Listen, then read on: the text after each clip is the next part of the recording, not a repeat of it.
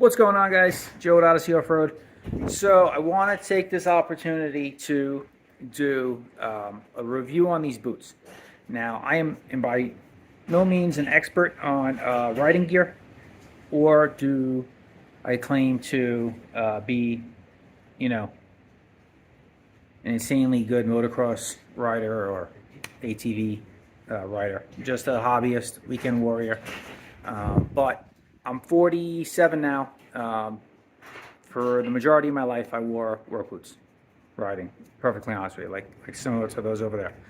A couple of years ago, when I got back into sport quads and got my Raptor, I made a conscious decision that I want to just add a little bit more protection. When you're in your 40s, you break an ankle, break a leg, you don't exactly recover as fast as you do when you're young. In your 20s, your body just doesn't heal that way. So it's the last thing I need is to have, shatter my ankle or break a bone in my leg or something to that effect. It put me out of commission for a while. I'm a very active person. I coach baseball. I off-road. I hike. I go to the gym 5-6 days a week. So that would be, and for anyone, it would be quite a hindrance on your lifestyle. So I wanted to add some protection. At the same time, there's so many options out there. I didn't want to break the bank. I don't want to spend a ton of money on boots. And I will be honest, I went through 3 sets of boots before I settled on these. And I'll tell you why I settled on these ones. I tried a couple other pairs of boots. They just more expensive brands. I'm not even going to mention them because there's not a knock on the boot. It's just me particularly. They just didn't feel right to me. The stability in the boot when you're standing up on them, the soles and stuff like that, and comfort-wise. And there were certain features that I wanted out of the boot, which may sound silly to some of you, but I'll get to it in a minute, that just not a lot of modern boots offer. Now, these are a budget-friendly boot. They're about $110 on Rocky Mountain ATV. That's where I got mine. And what I like about ordering from them is if they don't fit, you send them back one time for free. They'll pay for the return shipping, and they'll send you a different size. So it's nice. So they have a guarantee. That's the guarantee they give with stuff, fitment, stuff like that. And when you're ordering things online in different brands, you're going to fit differently. They don't come in half sizes, most of these boots, and these aren't any different. So I typically wear, depending on sneaker brand, anywhere between a 9.5 and a 10.5. It really depends on the brand of sneakers. So I went with a size 10 boot, and these fit awesome. They're not tight, and they're not loose. They fit well like your sneakers would fit, in all honesty. And I just wear typically some high socks when I wear my boots.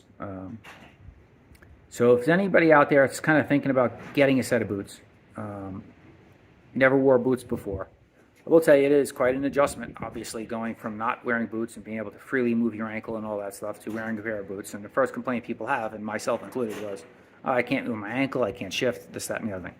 Well, those things come with time, and the not being able to move your ankle is freely, well, that's the whole point, right? If you're wearing a regular pair of boots and your toe gets caught on something, or your foot slips off the peg and your leg comes underneath the peg, or your foot gets bent back this way, I mean, you're just shattering the top of your foot. You're going to snap it like a twig. This helps prevent that. Now, the more expensive the boot, the better protection you're going to get. But this is light years better than something. And if you're just a weekend warrior or something like that, you don't need a set of $200-$300 boots. $150 boots will do fine. I chose these specifically, and I'll get into that why here now. These boots here, you'll see on the insides, a lot of boots, you'll notice people that ride with boots, the insides of their ATV, the frame is all eaten up. And it's because the inside here, this is kind of how boots used to be back in the day. They were either leather here or this kind of Kevlar material, soft. And that's what this is here. A lot of modern boots are a hard plastic here or very hard rubber, and it just rubs and rubs and rubs and destroys your frame and your plastics where your leg is. Again, I'm not a competitive racer, so my machine I purchased is going to I want to stay looking good. It's an expensive investment. So besides mechanically maintaining it, I like to keep its appearance up nice and have it look fairly new, not like a 20-year-old machine after owning it for 3 years. So if you guys have seen the recent reviews on my Raptor 3-year ownership, there's almost no wear at all on the frame and the plastics where my legs are, and it's because these boots right here, it's soft where it rubs your frame, where you're gonna contact. It's like a soft Kevlar heat-resistant material, and it's not going to scrape up your frame. Where it gets rigid down here by the ankle, that's down further by the pegs in the side of your engine. That doesn't really come into contact, and I haven't had any issues with that. And I ride pretty much, all over the pegs, but a lot of times, you have your feet in tight, and I haven't had any issues with wear on the engine cases or anything with these boots. So as far as durability goes, I've had these since October of 22. So they are about 1.5 years old, and I've ridden I use them at the dunes when I go out in the desert. Out in the desert is really, they come into play nice because you go right out around a desert and you kick up cactus or all kinds of stuff, and you can just get, I've had it before wearing boots where it'll just come up, stick right into your leg. This offers you some shin protection as well, obviously, like most boots do. The buckles are fairly easy to use as long as you have them adjusted right. They snap right into place. I haven't had any problems with those. As far as keeping them clean, I typically, if they get really, really bad, like muddy and stuff, I'll turn them upside down.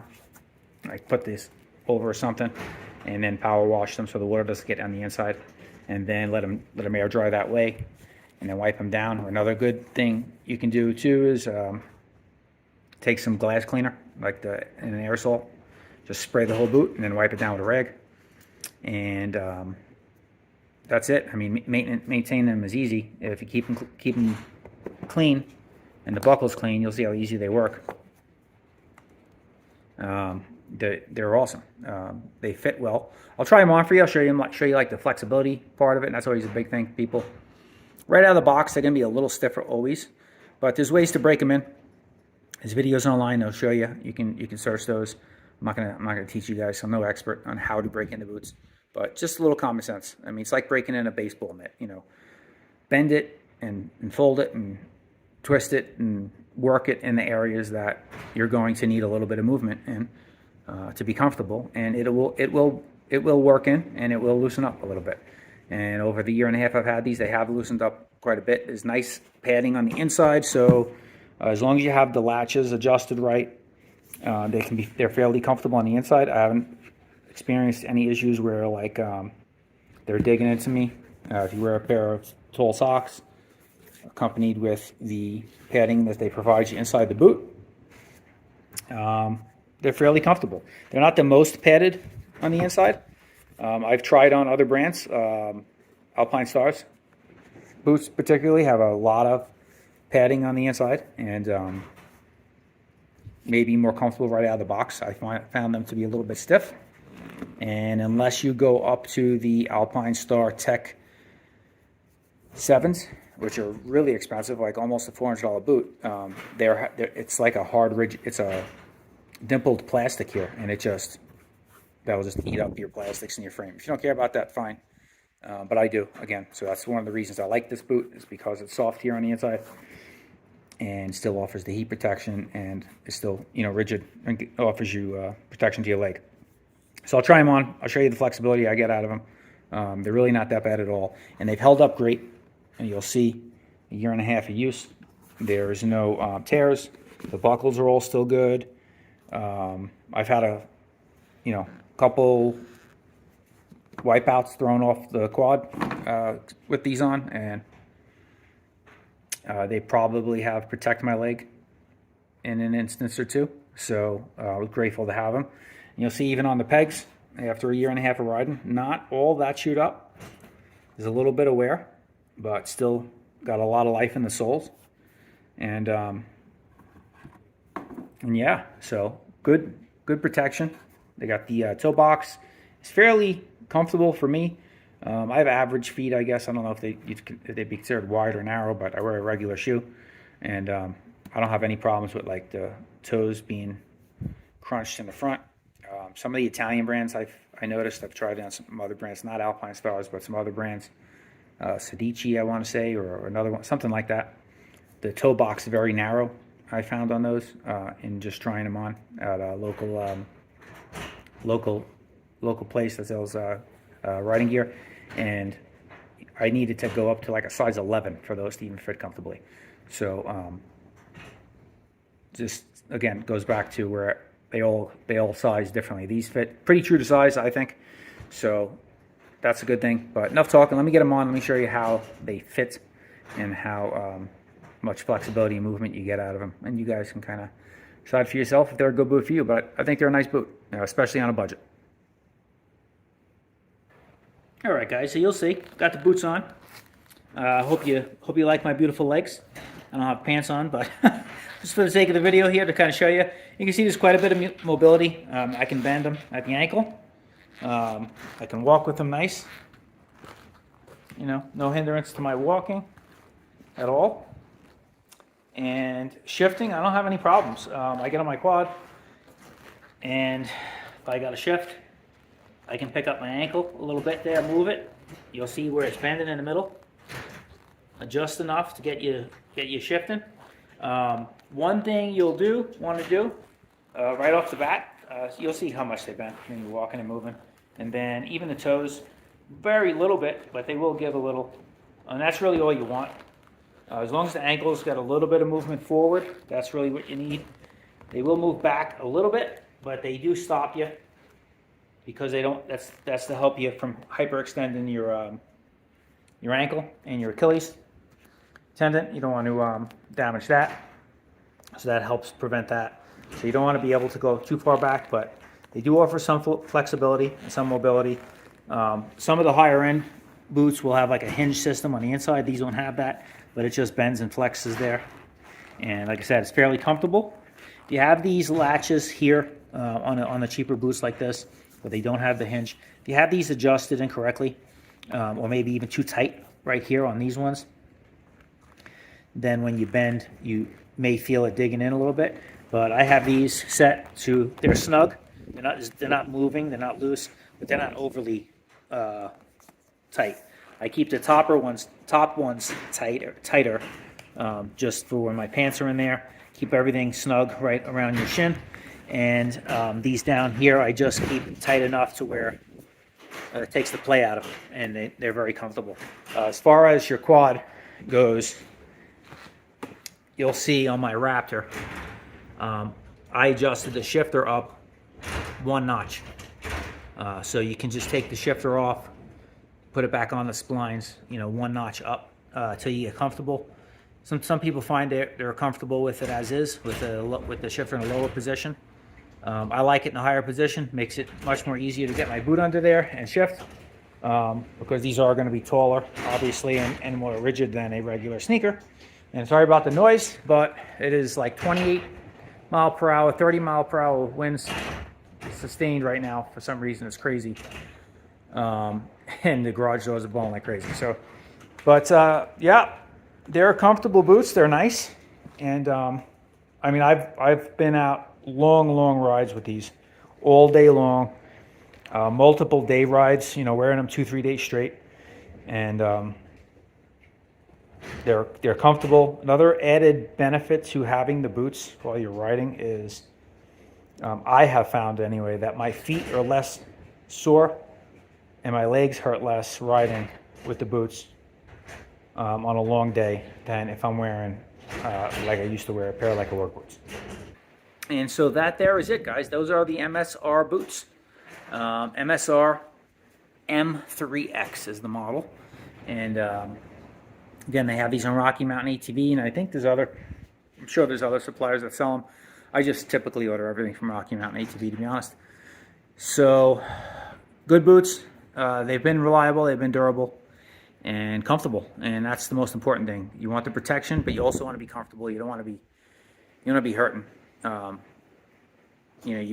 Or not be able to move around when you're off the quad either. So they do offer that, all for $110.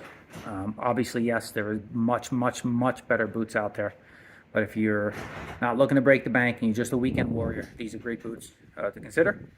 So I usually don't typically make boots, videos on stuff like this, like boots or riding gear. But people have asked about these because everybody, I think, you know, if you're into sport quads particularly, and your motocross guys, you know, they all wear boots. And that's just it. But a lot of times ATV guys are hesitant, and then when they do, they don't want to spend all the money, and they're wondering about the comfort and fit of these. So I've had a lot of questions about these budget, and not to suggest $110 isn't a lot of money, but this is the cheapest you're going to get an adult boot, is around that price range. So I've had people ask me to give a review on them, and so I figured let me make this real quick. Hope this was helpful for some of you who asked. And smash the thumbs up button on your way out if you like the video. And if you haven't already, please subscribe to the channel. It helps me out a ton. Leave a comment below. And if you got any other boot suggestions for people out there in this price range that you find are comfortable and fit the bill for what I'm talking about here, leave them in the comments below. Let's help each other out. So thanks for watching the video, guys. Again, this is Joe at Odyssey Off-Road. We'll catch you guys out on the trail.